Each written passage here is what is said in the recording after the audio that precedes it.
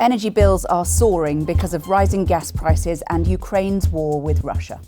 So should we pause or delay our climate promises and take a hit on prices to focus on punishing Putin?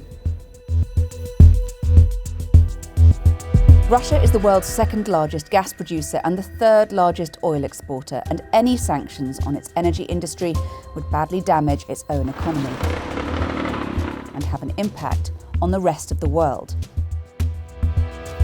In Europe, very reliant. Va a disminuir mi capacidad adquisitiva, claro. Tendré que elegir entre usar el coche o hacer otras cosas, evidentemente. A whopping 40% of the continent's gas supply and 30% of its oil comes from Russia, and any disruption to that supply line would have profound impacts. It's hard, bloody hard, but I am also deeply convinced it is something we need to do, because now it's also intimately linked to our security. In the UK, things are a little easier. We get about 45% of our gas from the North Sea and only about 5% of our gas from Russia. On top of that, we import about a third from Norway, considered a reliable supplier. With war in Ukraine continuing, the US has announced it will ban imports of Russian oil and gas. It's the strongest sanction yet and will send oil prices surging. Ukraine will never be a victory for Putin. As I said, I would level with the American people from the beginning. Defending freedom is going to cost. It's going to cost us as well. Republicans and Democrats alike have been clear that we must do this. The UK has also said it will ban imports of oil by the end of 2022.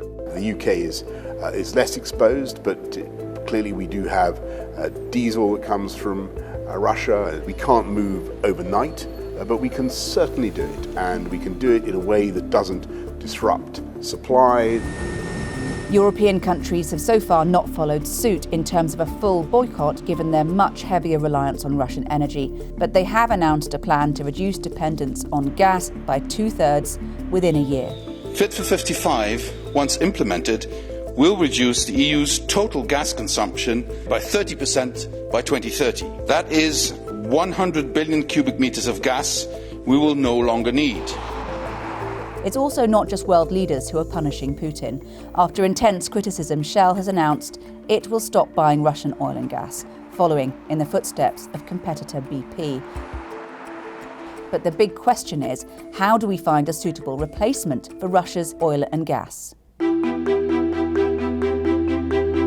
The UN and the International Energy Agency have been unequivocal. Nearly half of humanity is living in the danger zone now. Many ecosystems are at the point of no return now. Unchecked carbon pollution is forcing the world's most vulnerable on a frog march to destruction now. There are two different camps. Some are arguing that we have to move away from fossil fuels faster. They say successive governments have not invested enough in renewable energy and nuclear, and had they done so, Europe would not be so dependent on Russia. The UK's independent advisory body, the Climate Change Committee, has made the argument that even if the UK was to increase its oil and gas production in the North Sea, it would actually have a marginal impact on lowering prices.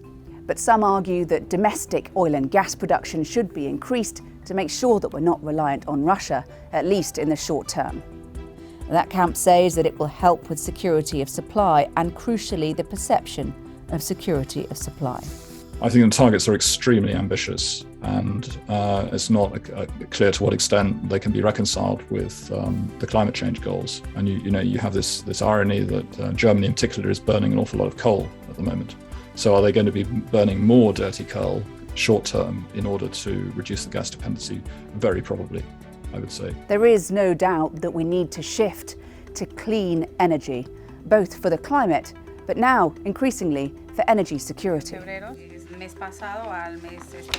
But as bills continue to skyrocket, it's still not clear how quickly the world can make that happen.